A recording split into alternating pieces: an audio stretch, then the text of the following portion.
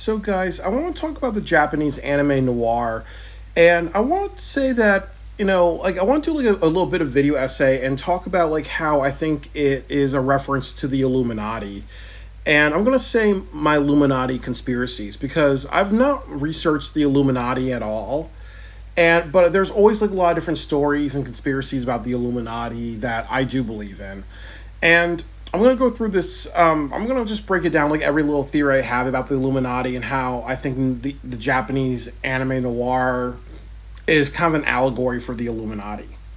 That the first thing about the Illuminati is that it's a secret society, and the Soldats are a secret society as well. The other thing is that the Illuminati, it's rumored that they have a lot of that they're all seeing, they're all powerful. Like people say bankers are the Illuminati. The Illuminati picks presidents. The Illuminati controls the media. The Illuminati also has the ability to kill people because there's rumors that JFK, Martin Luther King, and Robert F. Kennedy were killed by the Illuminati because they wanted a world where there was more economics given to, the working class. And then there's also people who say that people like Stanley Kubrick were killed by the Illuminati because of Eyes Wide Shut, really. Anybody who tries to talk about the Illuminati publicly gets silenced, really. And when you look at the anime noir, the Soldats is a criminal organization. They can have assassins kill whoever they want, really.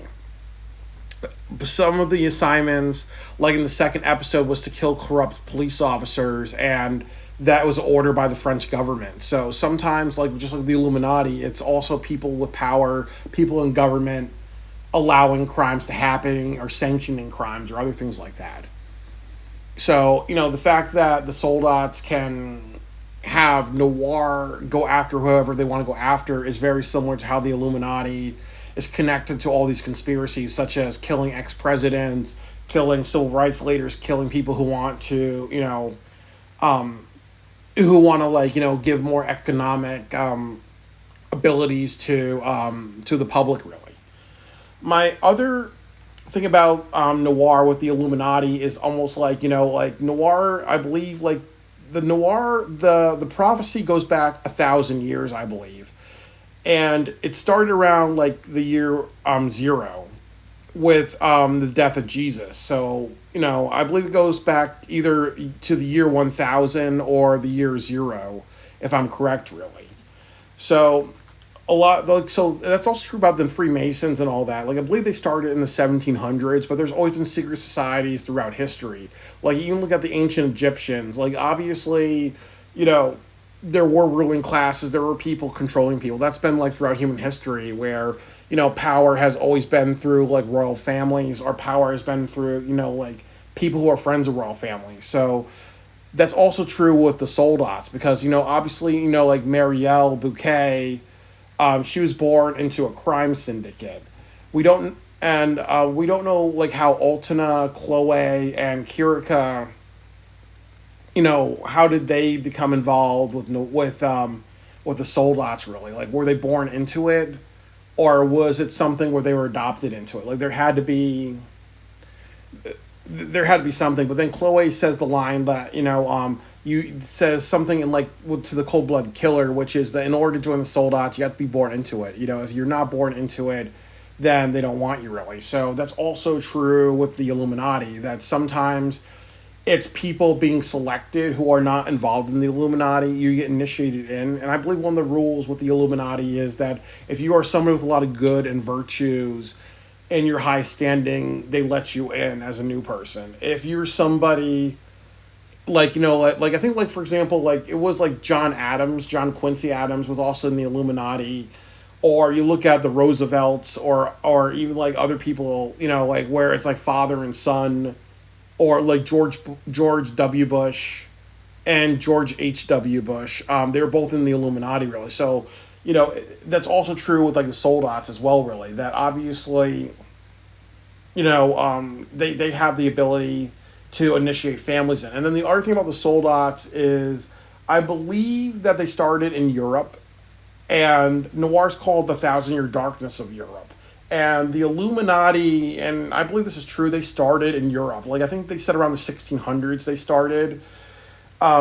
There's people who say that it started with the banks and stuff like that, or the East Indian Company, or like when there was explorers going around the world collecting gold and everything like that.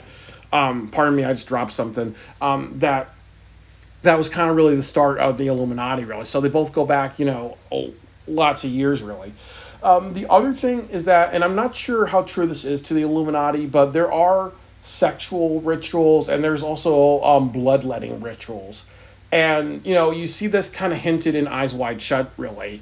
And there's a lot of conspiracies about the Shriner Convention, or like how in Hollywood there's a bunch of sex scandals because of the Illuminati. Or there's some people saying stuff like, how I forgot what's called, like that grove or something, like Bavarian Grove or Bohemian Grove, close to the Playboy Grotto, and like how a bunch of celebrities go to the grotto and have sex with different women. That there's sexual rituals, just like the Greek and Roman times, and other times there were sexual rituals. And when you look at Noir, and we talked the story of Altena, where obviously she was sexually assaulted as a child, and then she becomes like a high priestess. So maybe, like I said, you don't know if that was actually something that was like told to happen, really. Like if somebody said, "Hey, you know what? We got to create this war. Hey, you're gonna find this girl. Hey, you're gonna do this thing because that girl's gonna grow up to be a high priestess." This is part of what the prophecy is, that her virginity has to be taken. And there's plenty of cultures where children have to engage in sexual rituals. And also, too, you look at like some conspiracies. People believe that Brooke Shields is in the Illuminati. Brooke Shields posed in Playboy. She did a film called Pretty Baby where she posed nude. And I believe she was 11 years old. There's Jodie Foster, who played a child prostitute and taxi driver. And she also went to Yale, I believe. So there's different ideas about like how in the Illuminati children are initiated or they have to take part in some sexual rituals. And that's also true in Noir. If you look at Altena's backstory as a girl who had a sexual ritual, which was that she was sexually assaulted, and then she becomes the high priestess of the Soldats. The other thing about sexual rituals is that you have to look at Marielle, because her mother and father created her, and she's one of the Noir candidates. Like the Noir candidates are three people, three prophets, and it's Chloe, Marielle, and Chloe, Marielle, and Kirika. So you have to say to yourself, we know of Lady Odette and her father, really. So what would have happened if, just like princes and princesses, kings and queens, that like they were told to part of what you have to do is to get married, procreate, and have a daughter, because that's also happened with a lot of aristocrats and everything. Like aristocrats procreate with other aristocrats. People in the Illuminati and other groups, they procreate, and hopefully, I think in the Illuminati, they want to have more sons than daughters, because men are traditionally people who inherit a lot of power, really. So that's another part of like the sexual rituals of just like not just forcing sexual acts or agreeing to sexual rituals like you see in Eyes Wide Shut. There's also that thing about forcing people to have children and descendants. And then there's also blood sacrifices. The fact that Noir, there's a bunch of people being assassinated, that's a blood sacrifice. The fact that in like episode 23 or 22, that's when Kirika is rescued, and then there's a town of soldats that are trying to fend off soldiers, and they're all being butchered and murdered because they're trying to stand up to soldiers, even though they have pitchforks and like archaic weapons. Like imagine if a bunch of Amish were standing up to the U.S. Army, really. It's kind of like that thing, like just like nonstop bloodshed. And then you see Altena in a war-torn country. There's people who believe the Illuminati started World War II, in all the wars after World War II, like in the Vietnam War, the war in Iraq, and other things like that. And people always say that's part of the blood sacrifice, which means that people die, or wars are started, and there has to be a mass killing of people for the greater good. And then when you look at like Aztec cultures where they sacrifice human beings for harvest, or when kings and queens died in like ancient Egypt, they would bury their servants along with them. Or there was something like Aztec culture. I believe if you won at sports, really, if you won like soccer games and other games, you had to be sacrificed to the gods, really. So, human sacrifice is not just the Illuminati thing. It's been in other cultures, really. So I can imagine if the Illuminati does that. And then I also think that another thing that's talked about in noir, and one of the other big themes of the anime, is fate. And part of the Illuminati is really this, that their philosophy is that you have to be born within that society. You cannot speak out against that society. You have to look at the world as, you know what, you're the elite and you're the 1% and you're not part of the 99%. You have a certain way that your life is going to go, really. For example, they say Obama, George Bush, George H.W. Bush, and a couple other presidents were in the Illuminati. So therefore, therefore they're destined to be presidents. When you look at people, like there's actors in the Illuminati, look like Jodie Foster and other ones. So it's almost like they're destined to go a certain direction, and they might be destined to marry certain people and have children with certain people to keep that cycle of power, really. And then you also look at Kirika and Marielle, where they're forced to go on this epic journey or be killed by the soldats. And then at the very end of Noir, it's like what one of them said. I think it was Laurent. I forgot, like Laurent, if I'm saying his name, but one of the 5 soldats at the very end were saying something like, you know what, you understand that this is not the end, really. What are you going to do next, really? And they agree that, and as I said about Noir, the ending is really that Kirika and Marielle accept that they're prophets and they're part of the soldat occult and secret society, really. And they're always going to be doing assignments by the soldats, but it's almost like they have their identity. They have to live the lives that are destined for them, but they're spiritually and emotionally free, because they're like, you know what? We don't believe in your fate, but we do believe that you have control over our lives. So we're not going to we're not brainwashed by you. We know who you are and we accept who you are. And we accept that we are the prophets and everything like that, really. So fate and deciding fates of people is something that you see in Illuminati and other things like that. And I also will say that I think, as a final thing, that is that, Marielle and Kirika are very well off. I think, I remember in one of the episodes, Marielle got paid 60,000 francs, which translates to euros. And I don't remember which episode that was. I think it was the episode where they kill the judge, and they killed like one of the corrupt people, really. They got paid 6,000 francs. So that's another thing about Marielle and Kirika, that they're in high society.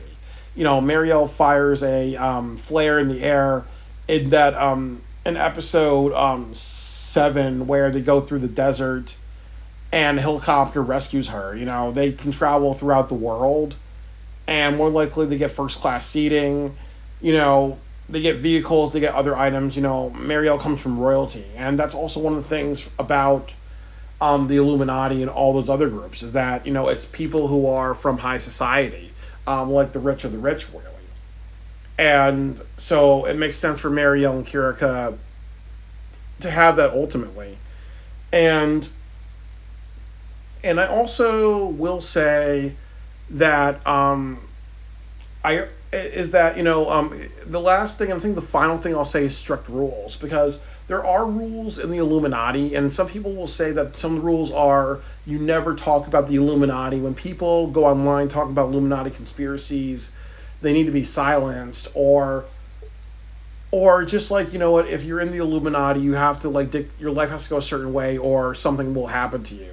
Like, a lot of people say that because JFK wanted, a lot of just, economics to go to, the working class people, and he got assassinated, that was done by the Illuminati. Or there's a lot of people who say that, you look at Martin Luther King, who wanted the same thing. Like, I think he was trying to talk to garbage truck unions, if I remember, and then he got assassinated by James Earl Ray, and then Robert F. Kennedy got assassinated. So there's a lot of people who say those assassinations were controlled by the Illuminati, but because they spoke out of line, really. So if they were all in the Illuminati or they were threats to the Illuminati, they stepped out of line, really. And that's also very true for Marielle and Kiriko, which, like, in that episode where Marielle was talking to one of, like, the Soldat members, like, as he said, you know what, if you kill me, you know what, people are going to come after you. And then there's another episode where she aims a gun at him, and then he has a sniper, and just by, you know, like, tapping his cane, you know, we know what's going to happen if she decides to kill him or whatever. So the point of it is that, you know what, you had to fit a certain role because under the threat of violence. That's true with what people say about the Illuminati. And I also want to say as a disclaimer that I'm not anti-Illuminati or pro-Illuminati, and I don't necessarily believe in any Illuminati conspiracies. There's a lot of people saying different things, really. And it's also like what I would say, too, is that also, too, that if they do run the world, it doesn't matter what people say about it. It's going to be the same cycle. If it's worked for hundreds of years, it's going to work for the rest of humanity, really.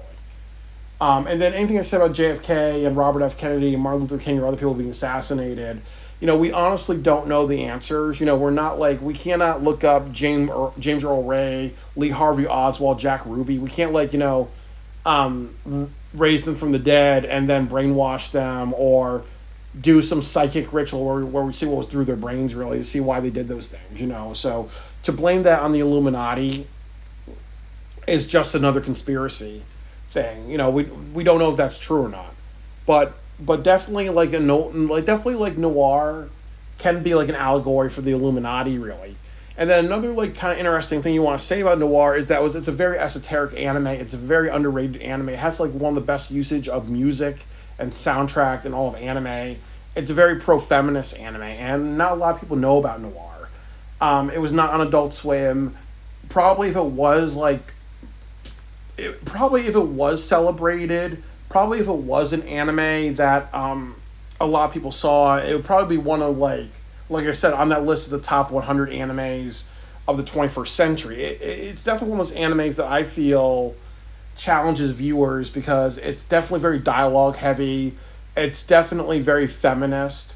It's a good character study. It talks about fate and depression and identity and isolation and other things. But one thing you can kind of argue is that it was not an anime that was... It was celebrated in a small group, but it didn't get the recognition it widely deserves. It deserves to be like Naruto or Dragon Ball Z, Serial Experiment Lane, or, you know, Welcome to the NHK, like on that level of the best of, or even like the best of the decade, really. So you can kind of argue maybe Noir being under-celebrated or being lost to time, really. Maybe that's an Illuminati conspiracy. But I'm just fucking with you guys, you know, because I don't think that is an Illuminati conspiracy. You know, we can believe what we want to believe, but yeah, and you can analyze anything in any type of art, really, you know. So, like Yu-Gi-Oh has the Eye of Providence, and like Yu-Gi-Oh, every episode you see the Millennium Puzzle. The Millennium Puzzle has the Eye of Providence on it. You can assume that all of Yu-Gi-Oh has to do with the Illuminati and occult rituals, and there's occult meanings behind everything, really. I don't think that if you watch Yu-Gi-Oh, you're gonna like find some Illuminati like text or whatever. Really, it's just, you know, your own interpretation. It's the same with Noir. You can interpret the Soldats and other things in Noir as part of Illuminati conspiracies, or just you know, like the writer trying to do his best to make it a mystery thriller, which I think that was the goal, really, not to make it a commentary of the Illuminati.